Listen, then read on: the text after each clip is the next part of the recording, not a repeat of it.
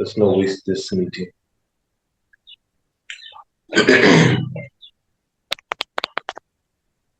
So, guys, we are here with episode 2. We are here with episode 2 of the founders journey in the 100 days in finance challenge. We're here with Sydney. Sydney has been is the founder of Hussini. He already told you guys about Hussini.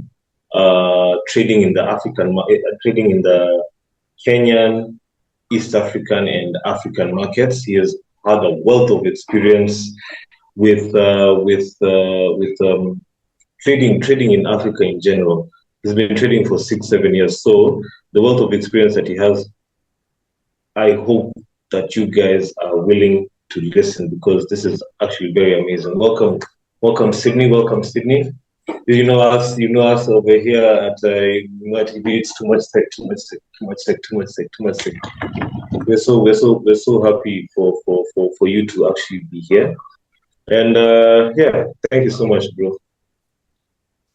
Yeah, happy to be here. Happy to share insights.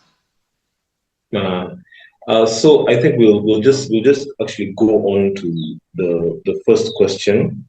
The first question being about the market landscape, especially in Africa. How have you seen the market landscape across different African exchanges, from the NSC to the NGX to the South African markets? How have you seen so far in, like, let's say the 6 years that you've been actually trading?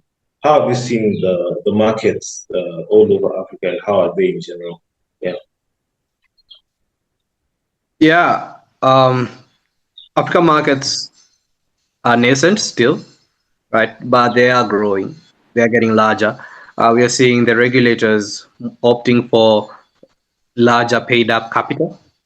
So we can see this in Nigeria, whereby they designated the investment banks and broker dealers to have a higher minimum capital paid up. So this is sort of like security to make sure that the firm is more solvent and be able to meet its obligations when needed. That is its liability. So this is a key development across the board that is helping to but also it's leading to a form of consolidation, because smaller broker dealers, or rather smaller firms who are looking to become brokerages, are being out by barriers. A nascent market like the Ethiopian Securities Exchange that was launched in 2025, it's only a year old actually. The exchange came up with a new model whereby fintechs, if you want to call them that, who can't become full-fledged brokerages, can partner.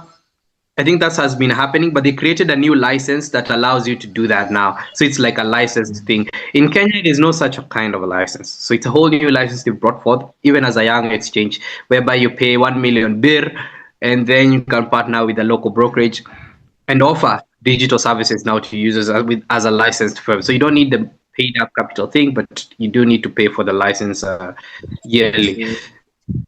In Kenya, hello. So like Kenya itself, like as compared to the other markets, which one can you say is one of the most difficult markets to get into, as compared to other markets? Is Kenyan markets, like you said, like the Ethiopia has the innovation that has started, even though they started in 2025, they've actually started with innovation. So let's say the top three, let's say Kenya, Nigeria, and South Africa. The Egyptian stock market, is the Egyptian stock market as good as the rest, or is it? It is. Actually, it was performing stock market last year, which was in 2025. They had almost 100% return on the dollar. That was impressive. That market really outperformed.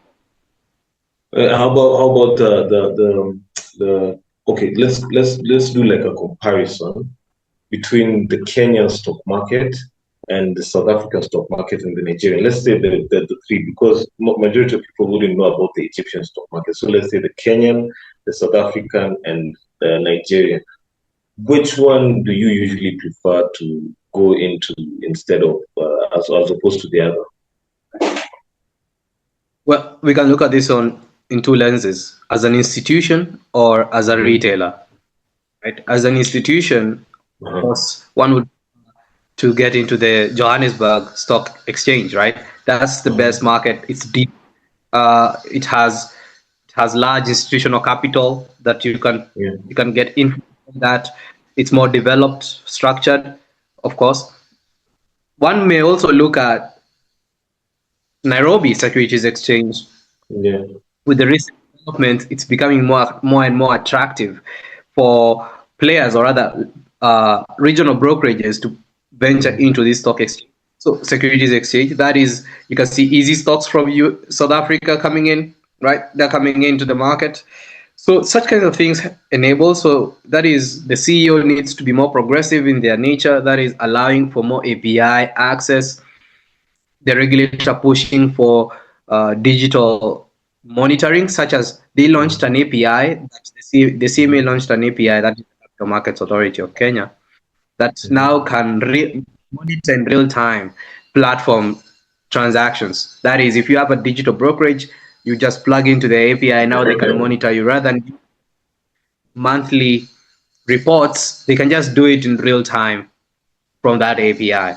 Mm-hmm. So such kind of thing to progress the market forward and also protect investors from, we can even identify fraud in real time now. This is something that can happen through the CMA API that they launched. And this was a recent launch. This was like 3-4 months ago. So it's a recent thing. The other thing is, Yeah. from retail perspective, it is much When, easier to okay, access. when you say retail perspective, what does that mean? Like, what does you mean when you say retail perspective? When you're looking at, it's, for example, you are the one doing it for yourself, so it's like you're a normal guy. You have some money you're looking to invest personally. So if you're trying to do that in a manner, that's what we talk about retail, right? Since you're doing this Mm-hmm. with your own example, you have a maybe you have a salary, or maybe you have some money you've earned from your small business, and now you're looking to deploy it personally, not like as a business. Mm-hmm. The Mm-hmm. difference between institutional is you as a business. It's something that you're actually doing as a business. You even have the required licenses to do that. Personally, it's now you deciding that you want to make some savings slash investment for Mm-hmm. yourself rather than relying on institutions to do it for you. So that's the Oh, difference. like About you'd rather go in and learn for yourself and do it yourself kind of yeah, scenario. Oh, yeah. So these are in the startup world, we call them angel investors, right? There's a difference between an mm-hmm. angel investor who's doing it themselves, or someone who is a venture capitalist, whereby it's a firm that has been set up, a vehicle that has been actually set up to actually invest institutionally into multiple firms. So you can do this yourself, whereby personally you're investing, or you can do this as a, so that is on the company, that's on the private markets. But now on the public markets, we'll have to call them either traders or retail. Okay. So No, retail. as Yeah. the best So, market is usually mm. the best Continue, continue, market. continue. The best market as a retailer is usually the market that provides you both currency hedge and returns, right? And when you Yeah. look at that, I think the Nairobi Securities Exchange and the Egyptian Exchange are well poised for all this, right? Think about the Kenya shilling has been stable for the last 2 years, right? It's dangled around 129 to 130 shillings per dollar, and thus your returns have not been subject to depreciating currency value. So that's a good thing Yeah. if you're an investor. Yeah. So have to focus on that. Yeah. The other thing is, that's the same case with the Egyptian exchange. So such kinds of things, as a retailer, you would need to consider them when you're investing in foreign exchanges rather than your local one only, right? Yeah. So if you're in Nigeria, if you earned money in the Nairobi Securities Exchange, you made a lot of money, right? Since the Mhm. naira was appreciating, the Kenya shilling has been rather stable, right? Yeah. And and that helps when it comes to when it comes to investing, right? You need to also focus on the currency, because even though you make 10% returns, you still, and then the currency devalues by 5 or 7%, you've only made a true return of 3% in real value. So you have to consider on that, right? The other thing is 2026, the best performing exchange has been the Nigerian exchange, right? They've been Yeah. up 30% the last 3 months. So that has been impressive seeing that lately, right? But that is subject Mhm. to change due to geopolitical factors that are currently ongoing. What actually makes African markets how do you put this? What makes African markets different from the rest of the markets, let's say like developed countries? The Chinese stock market, the US stock market. What makes Africa stock markets different in your view? What I would say is that African capital markets are a blank canvas, right? There's so much room to scale this in the way we want it to grow. That is, Yeah. the markets are mature, they're embedded, right? That's good Yeah. for liquidity pooling and so on and so forth. But as a growing market, right, not only in population but also in market capitalization size, there's so much room to learn from the mistakes they have made as they were growing and truly make our capital markets more inclusive and use them as a tool for development rather than as a tool for the wealthy only to get wealthier, right? And that's Yeah. a real thing. Capital markets have the opportunity not only to be used like exit liquidity. People, when people think about capital markets, they think IPOs, right? They think a company is exiting, a company is, but those are just milestones. We've seen with corporate bonds. Our corporate bond market is now what I'm also really keen on in the future, right? A decade from now, I see our corporate bond market scaling and becoming wider and wider, because corporate bonds, this is private debt. It's lent out to companies who are making revenue, or rather have substantive cash flows, and now they can even lend at lower rates, and investors can get or rather coupons, right? Paid out. Like, think of it like a bond, right? A normal bond, government bond. But now it's only not, rather than lending it out to a government, you're lending it out now to a company. Okay. And Yeah.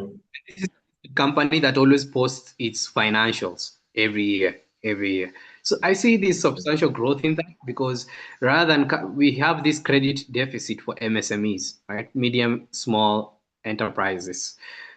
And the capital markets, the NSC had this program, I told you, the Buka program, right? That was supposed to shepherd Yeah. companies Yeah. exchange. That was supposed to be like a pipeline for IPOs. Uh, we have Mhm. these GEMS markets, right? GEMS, whereby we have Yeah. small SMEs there. Shri Krishna, Shri Krishna Overseas, which is a company in the NSE that's trading right now at 9 shillings I a actually, I share. actually saw that company. I was like, there's a way it moves. If you're really keen on it, you can actually make a favorable amount from it, because it's it moves. It's one majority of the time you find it in the top gainers. Yes, Is it an international company that's in Kenya, or is it a Kenyan company that has gone international? it's a Kenyan company but has international clients. It's a manufacturing company. They do packaging mostly, and Oh. they listed the introduction at 5 shillings a share, and now it's Mhm. at 9 shillings. It's been No. going. It was at shillings, went to 9 shillings, drops back down, Yeah. and Yeah. it's an interesting stock, and it goes to show that local companies, they were able to raise at least 50 million shillings from from the date that they were listed. So that is from their share price. So that was very, very interesting to see.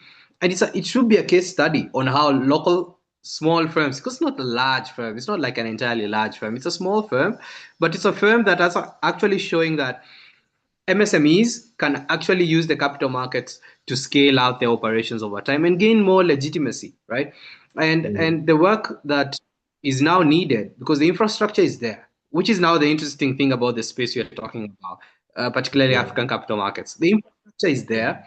It has Yeah. been built over the last 6, 7 years, right? Yeah. But there's no one playing at the interface layer.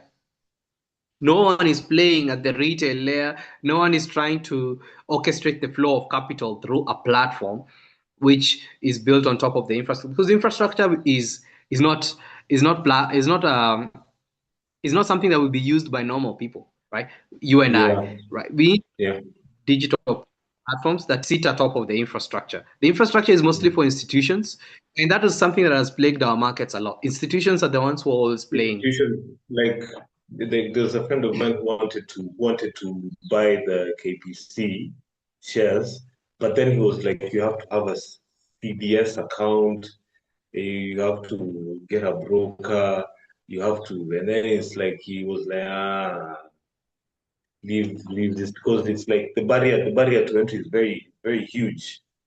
It's a lot, and that's actually something that's been plaguing us a lot. You're actually saying that in like the last, let's say, 40 years of the markets being actually there, they have the barriers to entry are still so high. Is that what you, is that what you Yeah, first of all, the barriers to entry have always been high. The KPC IPO had you had to buy 100 shares. That is around it was at 9 shilling offering, so 900 shillings a share. But when you think about this, when we talk about foreign investors investing in that IPO, if we take it as a case study, right? This was the Ugandan government itself investing. Mhm. That's why it Mhm. has 20%. It was a strategic gap for them because they're a landlocked company and they're a landlocked country, and KPC Yeah, is a pipeline company that allows for uh, facilitation of oil from the port to their refineries right yeah, now. So that's yeah, the business that they were trying to get hold of, and now they got some strategic interest of that, like board seat or rather voting on the CEO. So those are key things that they got. But what yeah. about the Ugandan retailer or rather Ugandan investor who wanted to access this market? Right? They Mhm. looked at the IPO. They were like, oh, if I could earn in shillings, I hedge against my Ugandan shilling, right? Using the Kenya shilling. The other thing is Yeah, dividends in shillings, right? Trump dividends in Ugandan shillings at the same time, yeah. right? Think about Kenyan Mhm. dividends Mhm. in Zambian kwacha, right? That is the Zambian currency. Yeah, Trump the Zambian Kenya currency. shilling dividend. Mhm. Mhm. The Lusaka exchange. Some companies there churn out dividends 4 times a year. That is per quarter. That is impressive. Now, the Zambian kwacha is 5 shillings more valuable than the Kenya shilling. The Kenya Now, for shilling. every dividend you're getting there, you're getting 5 shillings as a Kenyan. That is something we can do rather than thinking only on US dollar minimums. We should be thinking Yeah, regional market. And that's what yeah. we're trying to do at Hussini. It should be easier, not only for local guys, that is the Nairobians or other Kenyans, to be able to access their local capital market, right? But also for the regional Africans to be able to Yeah, access any capital market they want without the stress of too much paperwork or rather too high yeah, minimum amounts that they need to invest in, yeah, right? So this democratizes the wealth, but also the interesting thing with such a platform is that I talked about the Booker program a few seconds ago, yeah, a few minutes yeah. ago, and it was a pipeline for IPOs. Now, in this case, wherever you list as a local company, you're not only raising capital from local investors, but you're also now raising capital from African So, retail yeah, countries because now they can access that capital market and that IPO through one interface. And that's what we're trying to do mm, as Hussein. So make more startups or more businesses to list because now they get why do you list as a business? You list because more retail participation so that now mhm. even your customers can participate in your growth story, right? And the Yeah, other thing yeah, is you as a financial firm, you list for trust because now people can see how much you're earning, what's the revenue, your liabilities, because you always churn out earnings reports every quarter, every year. So such kinds of things enable that now we have a pipeline now whereby businesses become continental in nature from the get-go.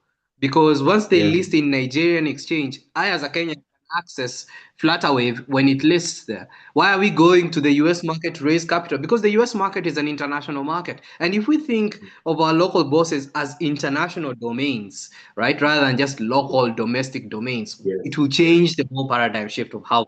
Yeah. Yeah.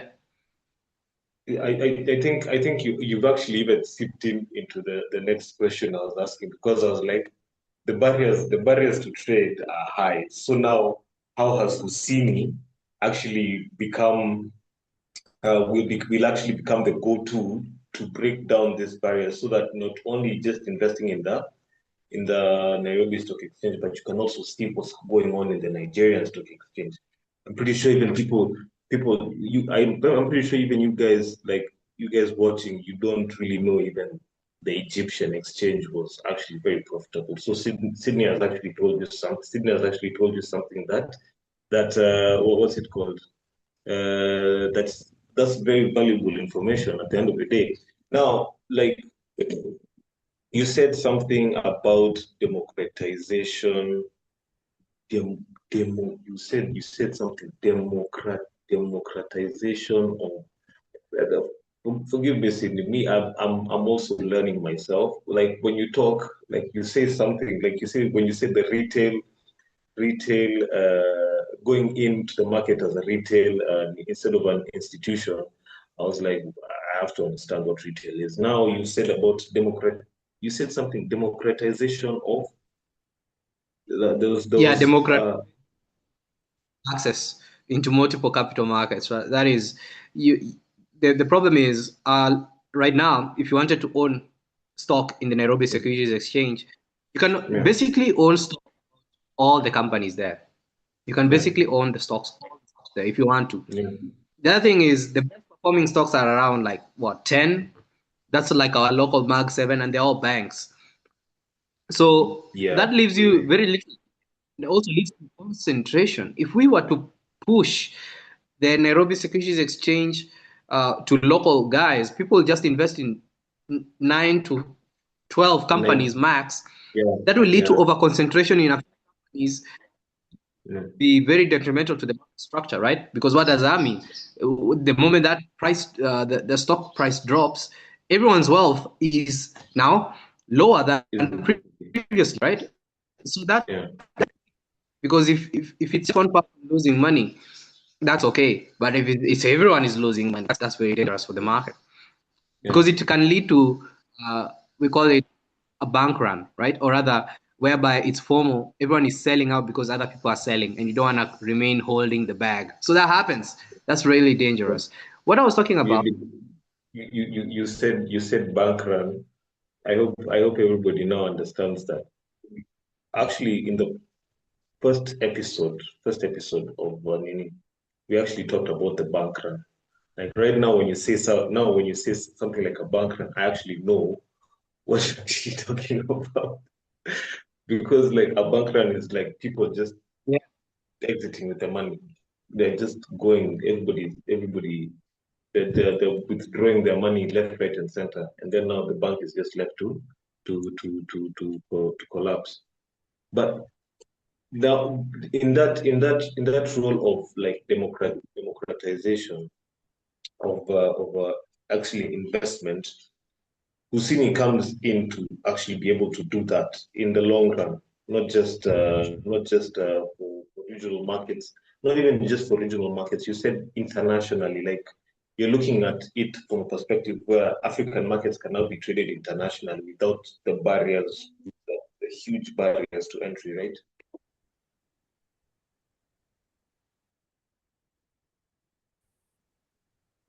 Hello?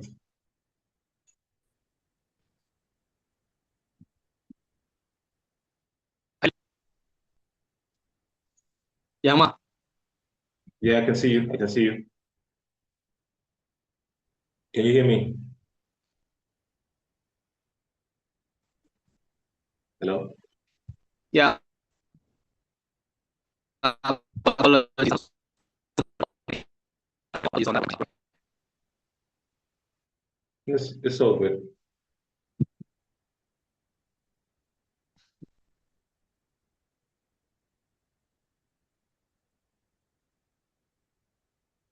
Okay. So you were asking previously because it disrupted the It's call. it's it's okay. So like in the view of democratization of investing in African stock markets, Hussini actually will go above and beyond, not just to avail African stock markets to Africans themselves without the barriers to entry, but also outside. Is it just for Africans? Is it just for African regional and continental investment, or will it also go like on a global? In case now a foreigner wants to invest into the African market, will it be also much easier for them to actually invest? Now, this is the interesting thing about Hussini because Hussini goes way further than just democratizing. We don't just democratize or rather enable democratization, which of access to capital markets. Right now, both local or rather both African retail and global retail can access African capital markets through Hussini. We're going to expand Mm-hmm, this towards the Hong Kong, particularly Eastern Asian capital markets, that is Jakarta, Malaysia, and Hong Kong. Those are the key points of reference that we are looking to expand through, mm-hmm, right? So mm-hmm. those markets are the ones that we're looking for because they trade a lot with Africa. Mm. These companies that are listed there make record profits because Africa is Yeah, mostly importing goods from Eastern Asia, and and they're declaring record profits. Dividends are at an all-time high in those because of African trade. This is that is happening. Now, as a firm, we looked upon it and said that okay, we not only want to enable access to African capital markets, but also Eastern Asian capital markets. So, and yeah, totaling global South access to global South capital markets. That's the idea, uh, yeah. and that's what we have built so far. We go one step further because even if you're trying to invest, you hear me talking about these companies are trading. Which are these companies, right? Or rather, even when you go to Hussini, you see companies that are listed and you see they're on the green or the red. You start answering, what does this company do? Because investing is not just about a price, right? It's about the underlying company fundamentals. What are their revenue trends? Are they making more revenue year on year, or are they um, decreasing in terms of revenue made year on year, right? Are Yeah. they declaring bigger and bigger dividends, or the dividends are shrinking, right? Are they Mm. so such all kinds of things is what, as an investor, you always need to look into, right? The price to earnings ratios and so on and so forth later on. But right now, what we did with Lorenzo is that every company that is listed on Hussini that you can buy stock from through Hussini is actually we actually have their company financial data dating back at least a decade, allowing you to perform fundamental analysis. Even though you don't understand maybe what company fundamental analysis is, you can just ask Lorenzo. Perform a company fundamental analysis on Safaricom, perform a company fundamental analysis on CoreWeave in the US, and it will do that for you instantaneously. You Mm. can even do this for Tanzanian banks, which was list the Dar es Salaam Stock Exchange, which has been the second best performing exchange in 2026 after the Nigerian exchange Nigeria. by 26%. Uh, Yeah. so Nigeria was the best, 33% plus, and now Tanzania is a close second at 26%. South Africa, JSC has always been a laggard. It's only gone up by 8% across the year. So you see, these are the exchanges like not not necessarily 15% across the year. That is Mm. on the exchange. African markets provide you with a yield frontier market whereby generate enormous value at short periods because we are entering what we call a super cycle. right? This bull run has been consistent. In Tanzania, it's been even longer. It's been for how long? We're talking about 5 years now of a Yeah. consistent bull run in the Tanzanian market. Mhm. And only 4% of Africans are invested in capital markets. In Tanzania, it's only 3% of Tanzanians are invested in their capital markets, even though it's more domestic-led growth, right? Not necessarily foreign investor-led, such as we see in uh, Nairobi Securities Exchange and the Egyptian and Nigerian exchange. Those ones are mostly, but more and more we are seeing local investors, local wealthy investors, being the drivers of this growth. But what's lacking is not the wealthy guy, but the middle class, because they're there. What's lacking is them because they mostly invest in special funds, they invest in mutual funds. These are capital vehicles of capital that pool money and then deploy it on your behalf, right? So if you want to gain exposure to foreign markets and both local markets, you use something known as a special fund. A special fund has minimums, at least 250,000 shillings per deposit, right? Yeah. That is per Yeah. deposit.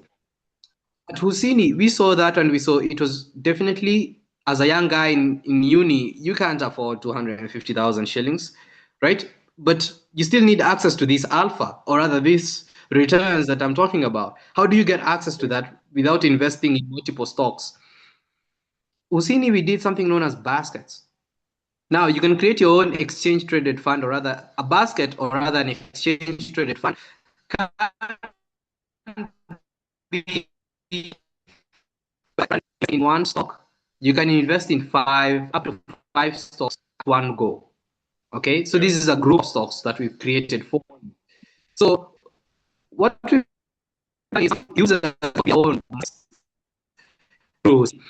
Another your friends, your following can, using a link that you can share with them, can Yeah. also invest in your basket and you can earn money like a fund manager the way they do. And thus we coined the term fundless fund manager, which is a different, so you're not handling actual money, you're handling the strategy, but at the same time, the strategy is affecting real money, right? And Yeah. so the Yeah. fundless fund manager allows you to earn money. Young man who knows about finance without you getting the licenses that are required, and also the minimum capital, because these baskets are also fractional. So even Yeah. anyone with some funds, maybe 100 shillings somewhere, can invest and gain the returns from your Yeah. knowledge that you have. Yeah. You've seen people post about, so this is, and also it's very transparent, whereby you can see what max drawdown, that is how the fund performs. Max drawdown means what's how low, how by what percentage has the fund actually dropped, right? For example, if the value of the basket is at 1,000 shillings and the max drawdown is 6%, it means that at one point in time that value dropped by 6%.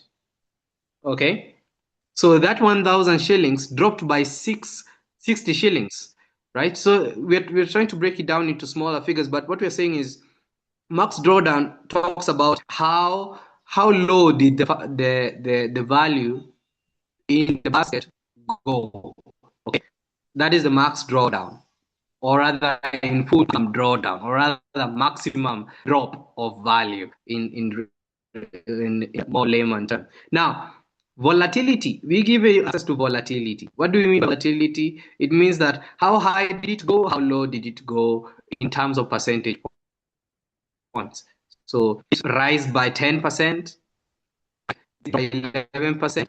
So those swings that happen, because the market is not a straight line. You don't invest Yeah. today and then tomorrow everything's going up every day, right? It doesn't happen like that. You can Yeah. invest today, tomorrow things are down by 10%, right? Things just go. Does it mean you sell? No. Yeah, but it doesn't mean you sell, because the following day things can be up Yeah. 10% again, right? That's how markets work. It's never a straight line. So that's what we call now volatility, the swing between the rises and the drops, so that you can always also gauge how, because everyone has tolerance for how low they Yeah. can see a stock drop and not sell, right? So we allow you to see that before even invest in someone else's basket. So these are interesting things we're bringing onto the market, which will help make it more vibrant and very interesting. I think that the basket concept we need to. I think we're going to expand on the basket concept very soon. Well, we're actually going to dedicate an episode to like Hussini and everything that he's doing. But, one last question before you leave, Sydney. So you said something about multi currency. What's it called? Multi currency support in terms of investing in what's it called? A trade market. Yeah, like you said the Zambian kwacha is five times stronger than um, the Kenyan shillings. And if you can be paid dividends in the Zambian kwacha, you can actually convert it to Kenyan shillings and then, So, how much has multi-currency support actually played in your financial, like in your journey towards financial, development, going from one step to the other? How much have you seen multi? Because this is not, it's not what's it called? Forex. It's not forex. It's actually playing with the dividends from one country and then converting into the other based on how a company performs. And I don't think people really understand how that works. So maybe you can explain to us as the last question. Yeah. We can start with something everyone knows, right? The US stock market, right? You know, US stocks also give out dividends. So they are dividend dollar stocks. If you earn dividends in dollars and using Kenya shillings, you're making a lot of money there, right? Because if you look at our currency, which is $1 is 130 shillings, this means that if you invested in dollar stocks, you actually outperformed anyone who's earning in Kenya shillings, right? If if if someone is investing in Equity Bank, right? Let's say I invest in a stock which is $70, and you invest in a stock which is 70 shillings. This stock of $70 gives us $5 dividends, and this stock of Equity Bank gives us 5 shilling dividends, right? Now, if That's fair compared to 5 shillings. Oh, okay. now, if we take 100,000 shillings, you put into the Equity Bank stock, and I put 100,000 shillings into the $70 stock. Of course, I'll have to convert it into dollars first of all, so I can invest in it. Let's say it drops by maybe 3%, so that comes to a total of around 700 and $30 around there, $700 plus. Around 700 to $730 is what I get now converted into dollars so that I can invest in this dollar stock. But think about this. If I invested in the Kenya shilling equity bank, I get five. So let's say I get how many shares will I get from this? Let's say I get a total of 200 shares in the equity bank stock. Okay, and in this one also I get around 100 and or rather let's say just 200 shares for quick maths. So I get 200 shares from each, but I get a $5 dividend on this one, so I get $1,000 on this one. Okay, because it's $5 per share. Now in this one I still get that, but I get 1,000 shillings.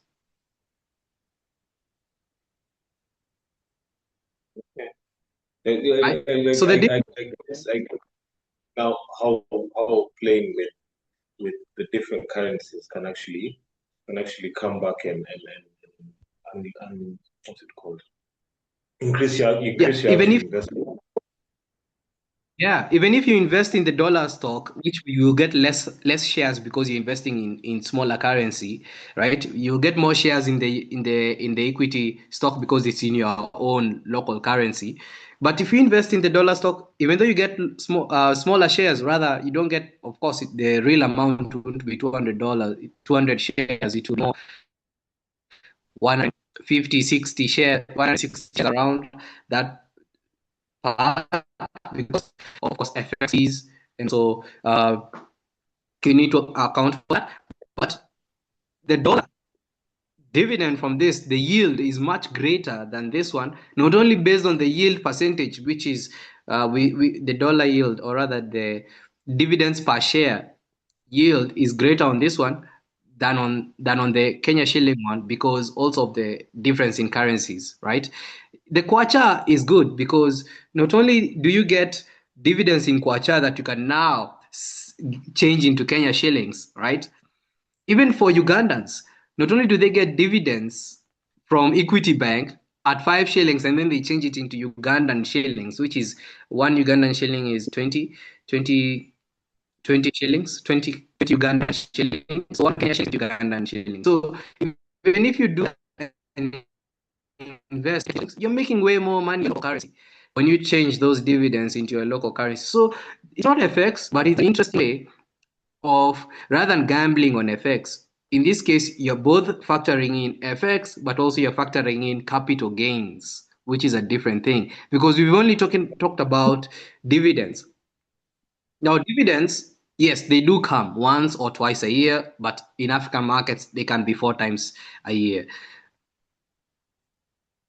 Yeah. When you talk about capital gains, that stock that you had in can grow by 10%, meaning you've not only made 10% in value of the stock rising by 10%. So that is, let's say, so you've not only made the value of the stock gaining by 10%, but also the difference in currency, right? Yeah. Meaning now the currencies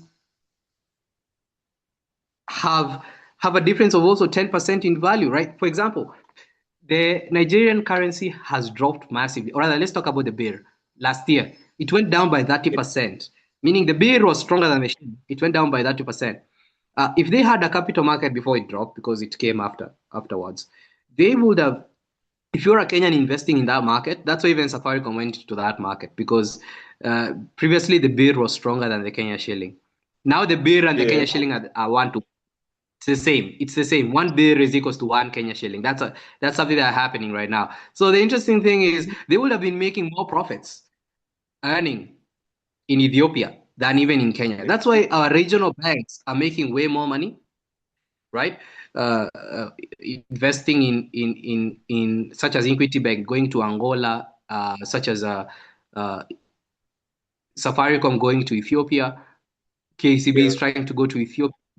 So as they expand as they are, or even when you see uh, people who are holding NCBA shares are now exposed to the rand, because now those NCBA shares were converted into Netbank shares, right?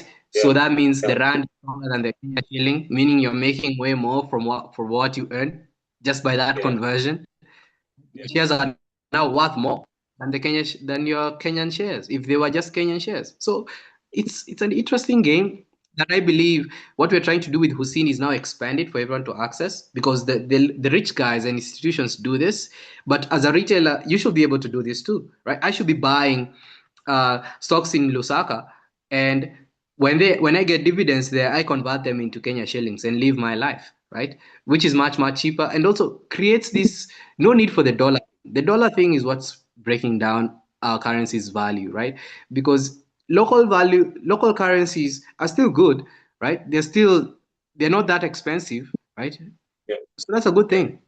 It helps also with the intra-African capital movement, which is also in line with the African Continental Free Trade Area strategy on investment, right?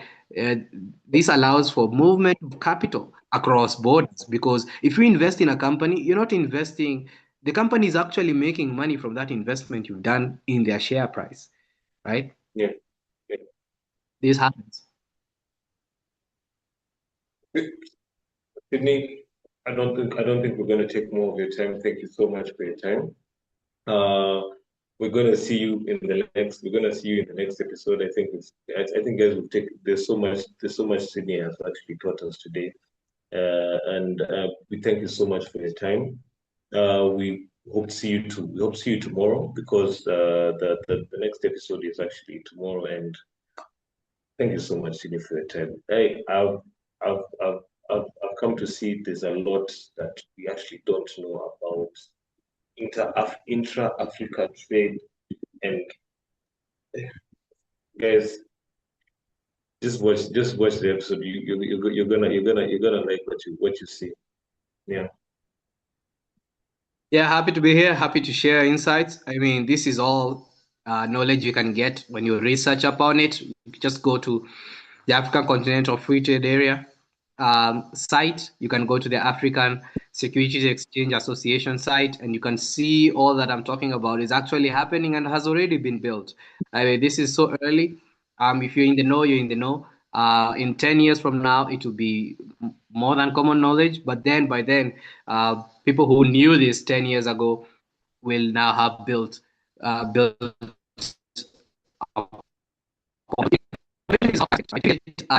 through this channel to use it to generate wealth in the future. Thank you so much, Sydney.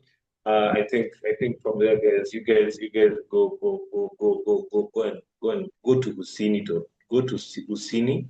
I'll post the link for everything, and we'll see you soon, Sydney. Thank you so much. All right.